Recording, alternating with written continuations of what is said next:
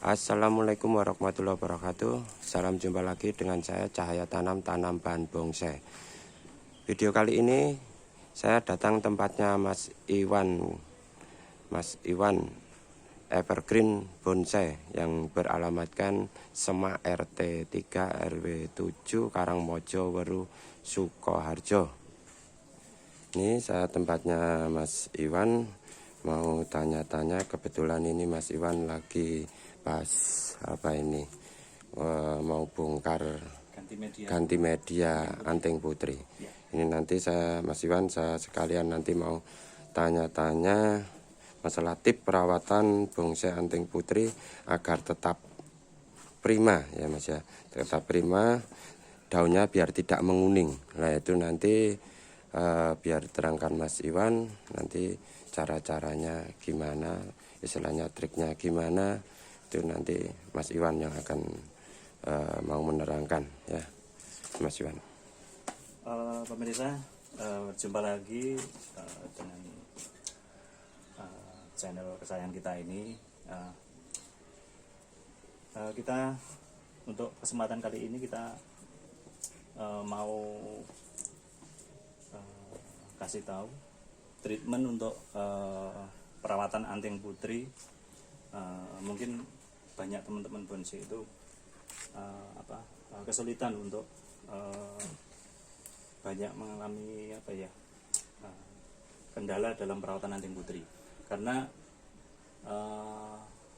banyak dari teman-teman itu mengeluh untuk anting putri khususnya di daerah Pulau Jawa ini, karena bukan habitat di Pulau Jawa ini, karena anting putri ini atau dalam bahasa Latinnya itu Wurtia religiosa, yaitu anting putri adalah tanaman endemik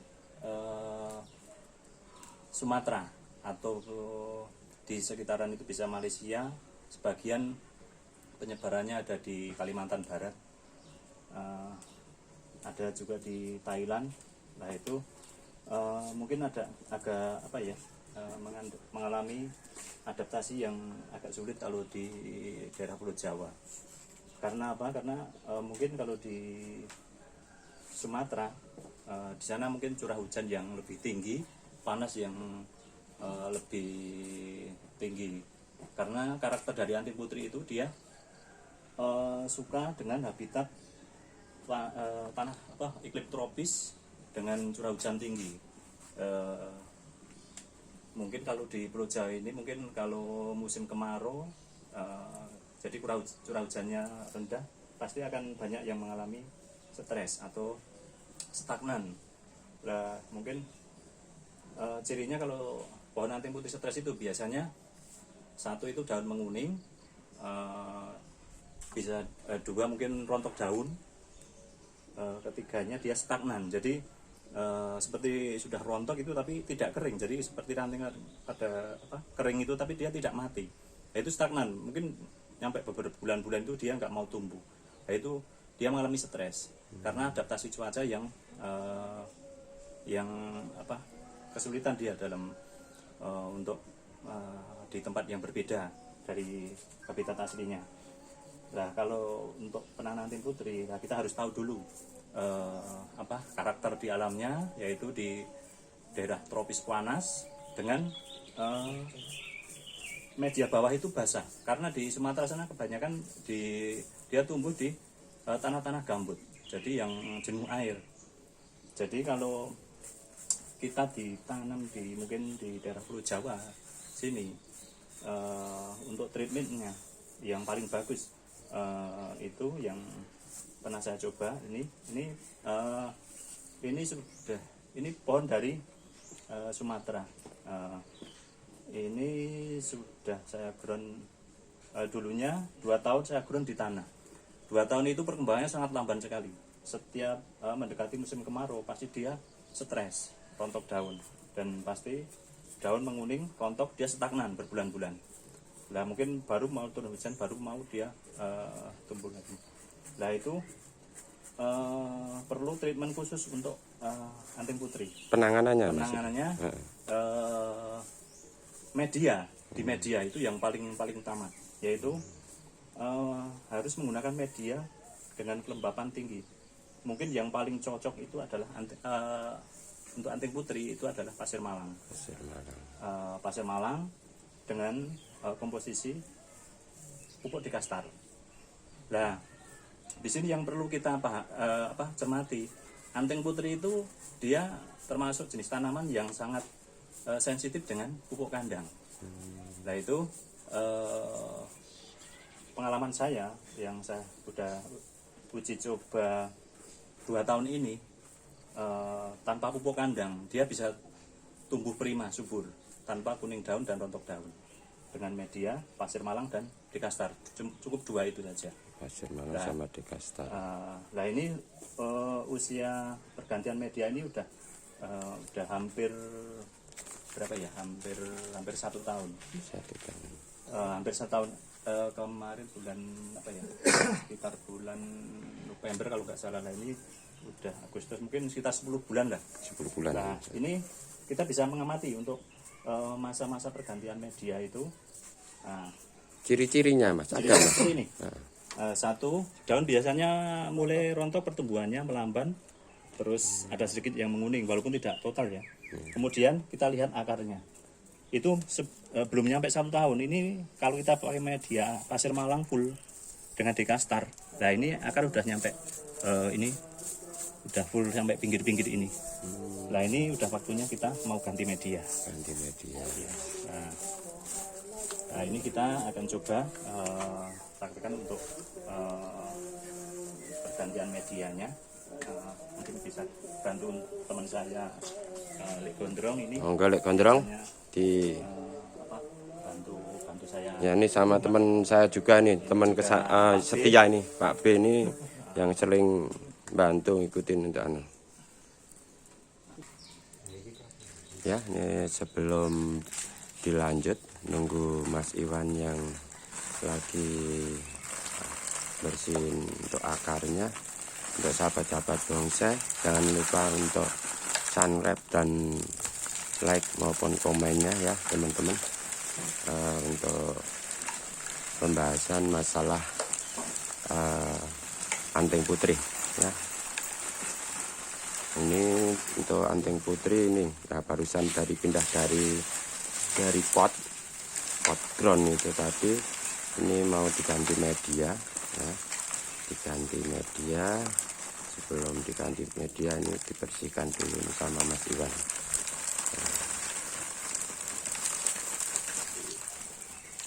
Sambil nunggu Mas Iwan ini.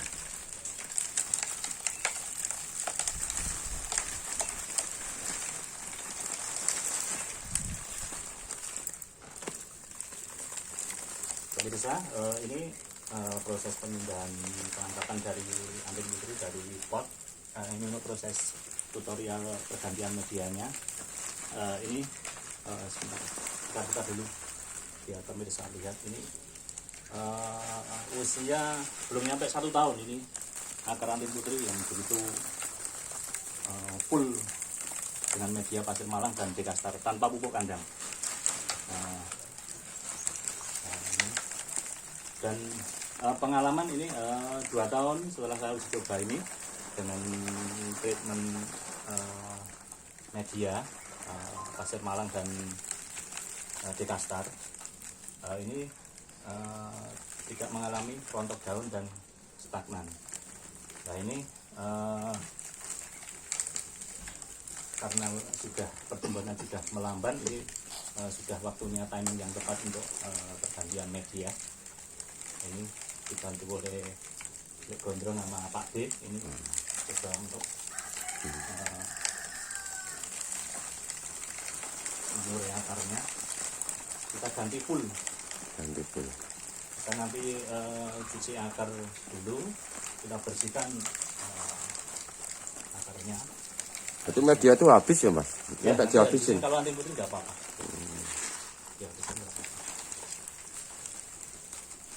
Jadi kalau misalnya teman-teman bonsai semua misalnya punya anting putri kebetulan mengalami stagnan atau stres atau mungkin menguning daun, treatmentnya yaitu pertama kita pruning daun dulu semua, kemudian kita bongkar medianya seperti ini. Kemudian kita cek akarnya, kalau akarnya sudah banyak kita kurangi akarnya. Setelah itu kita cuci akar bersih, kita cuci jangan sampai tanah-tanah yang di media lama itu, jadi biar nyampe bersih, benar-benar bersih. Nanti kita ganti dengan pasir malang dan dekastar, kemudian bisa ditanam lagi. Oke.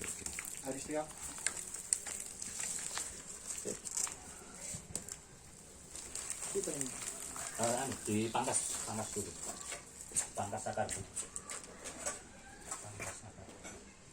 Oh, dipotong gitu mas? Iya, dipangkas dulu akarnya, nanti lebih mudah untuk pembersihan akarnya. Itu Gondrong dibantu untuk pemangkasan akarnya. Dipotong ini, Ya. gondrong. Ini disisakan untuk dikurangi untuk segini, untuk mungkin dikurangi dari separuh atau sepertiganya itu sepertiganya. Ya, muter keliling. Nah, kita urai dulu medianya biar habis, baru dipotongin dengan gunting.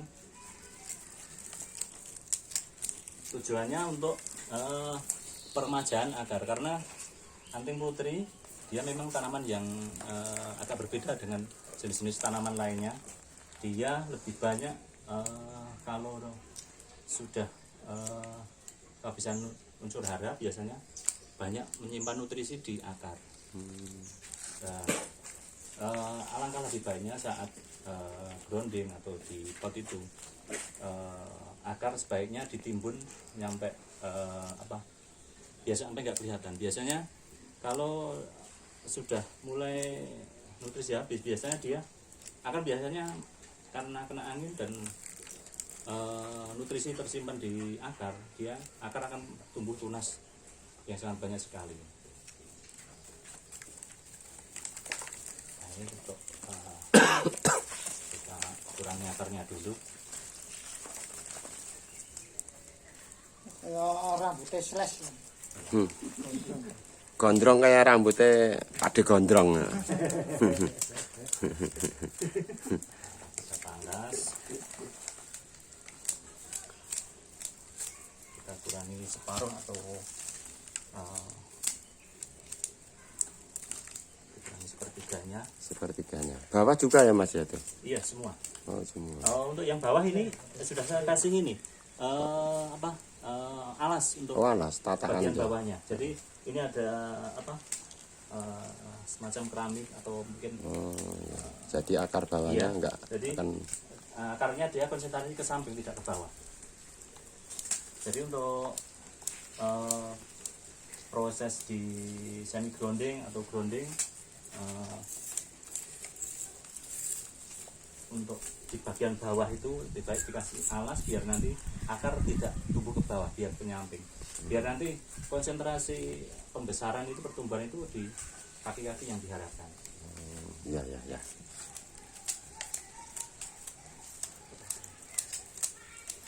Pak John itu keliru motong rambutnya Mbah Gondrong enggak?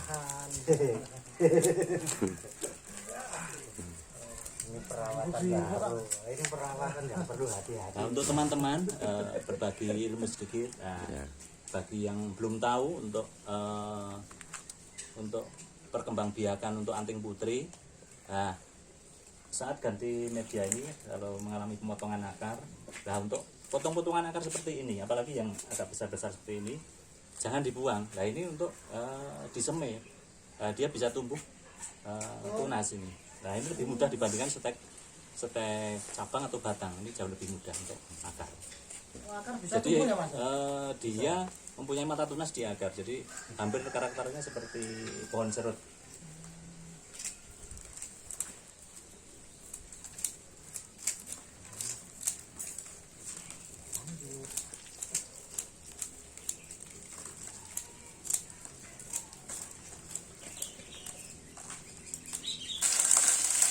Ini proses untuk pencucian akar. Nih, sama pade gondrong ini lagi nyuci akar, lagi keramas ya deh. Ngramasi Keramate kewalik. Keramate kewalik. kramase kuwalik. Lah sing dikeramati iki akar. Akar pohon. Akare ning dikramati ya, Dik. Nama belum. Jenengan pun keramas dereng malah. Nanti sore no. Oh, nanti sore keramase. Malah ngramasi Satu bantuin dulu. ngramasin Anting Putri dulu. Kan pekerjaan udah beres, tinggal mandi. Wis keramas.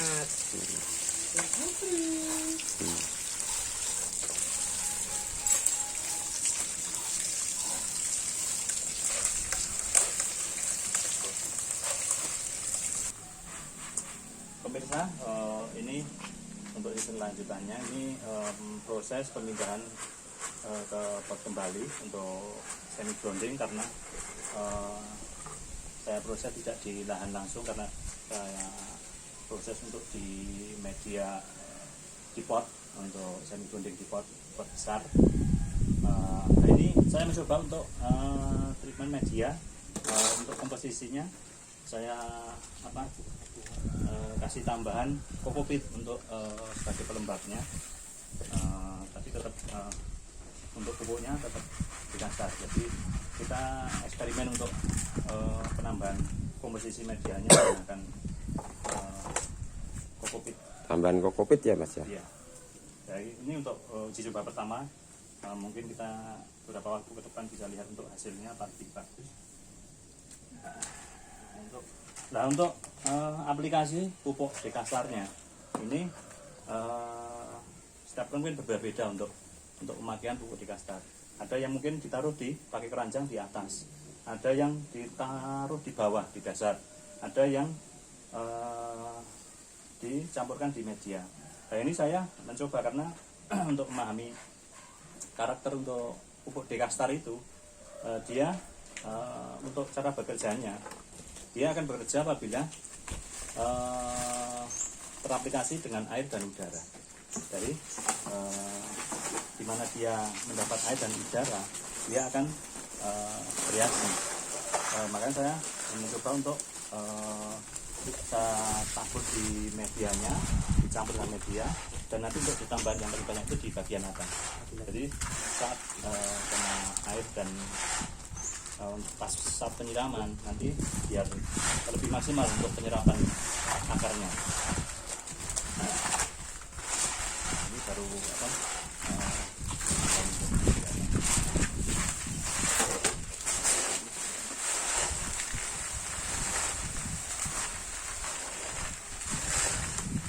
untuk ranting gandanya karena dia masih butuh pembesaran properti cabangnya. Ini baru beberapa tahapan saja, ini 1, 2, baru 3. Nah ini masih cukup Pembesaran untuk besaran proporsinya masih kurang untuk pengawasan dahulu, jadi tidak saya potong langsung. Tapi untuk tamannya aman karena sudah dia sudah adaptasi di pot ini sudah lama, jadi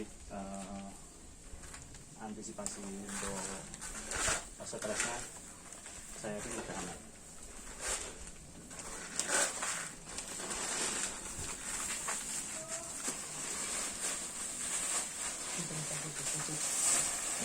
Sampai itu.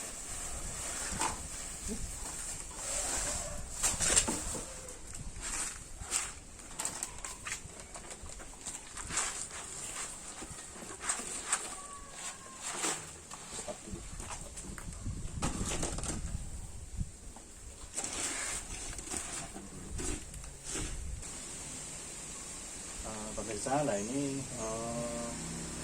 untuk pemindahan pergantian medianya sudah selesai, tinggal penyiramannya. Nah ini untuk bagian atas saya tutup dengan pasir malang murni. Untuk yang bagian tengah dan bawah saya aplikasi untuk komposisinya pasir malang.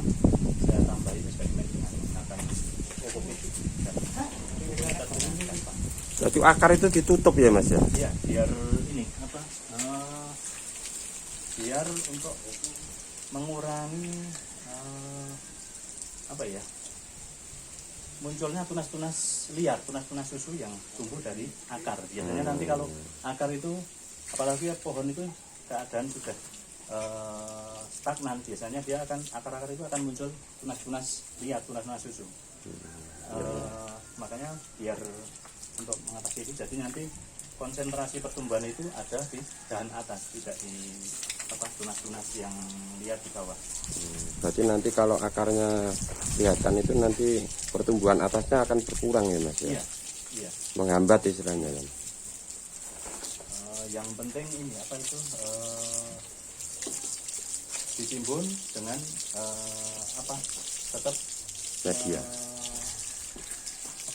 keseimbangan oksigennya tercukupi.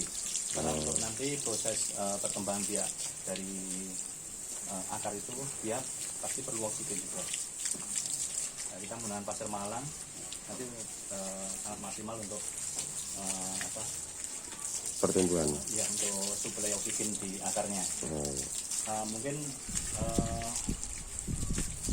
pemirsa mungkin itu tadi. Itu masih ditambah enggak itu Mas? Tambah pupuk dikastar lagi enggak di atasnya? Untuk saya kira sudah cukup untuk tambahan pupuk kita, karena saya sudah dikasih banyak. Bisa nanti untuk ditambahkan 3 bulan sekali untuk menjaga keseimbangan kebutuhan nutrisinya. Jadi nanti untuk masa pergantian medianya nanti tergantung dari kondisi pohon ini. Jadi kadang banyak teman-teman itu salah dalam ini menerapkan pergantian media itu biasanya dengan waktu, biasanya 1 tahun sekali atau mungkin 1,5 tahun atau berapa bulan. Dan itu untuk pergantian media yang paling tepat itu adalah melihat kondisi dari pohon itu. Kalau memang kondisi pohon itu masih prima, subur, ya kita nggak usah ganti dulu. Jadi kita lihat kondisi fisik dari tanaman itu. Oke Mas. Untuk teman-teman mungkin itu tadi sedikit berbagi ilmu untuk khususnya tanaman anting putri. Mungkin banyak teman-teman yang belum tahu treatment untuk perawatan anting putri. Kadang banyak teman-teman yang mengalami kesulitan. Nah itu tadi kuncinya di media itu pasir malang, dikastar, dan 2 itu bisa nanti untuk komposisi yang lain bisa ditambahkan. Yang penting kuncinya untuk kalau kita di daerah yang beriklim tropis dengan curah hujan yang rendah seperti di Jawa Tengah, di Jawa Timur, nah itu dengan curah hujan yang rendah biasanya nanti sangat mudah stres pohon itu karena kurangnya iron. Nah itu untuk treatmentnya dengan menggunakan pasir malang dan pupuk dikastar. Jadi kuncinya hindari pupuk kandang. Mungkin untuk kalau di Sumatera sana menggunakan pupuk kandang itu mungkin prima-prima saja karena dia sudah adaptasi cuaca di sana sangat cocok. Tapi kalau di sini mungkin agak kesulitan, bisa pohon ini mengalami stres. Itu untuk treatment amannya yaitu untuk tanaman putri, yaitu menggunakan pasir malang dan pupuknya dikastar. Itu saja. Nanti untuk kalau sudah pertumbuhannya dia sudah mulai berhenti, itu kita cek akarnya kalau sudah full, kita bongkar ganti media dan pangkas akar untuk pembaruan akar. Jadi untuk permajaan akarnya untuk merangsang pertumbuhan dan atas. Nah itu pemirsa mungkin sekian dulu untuk Rahasia. Mungkin treatment rahasia perawatan anting putri. Nah, mungkin tadi bisa untuk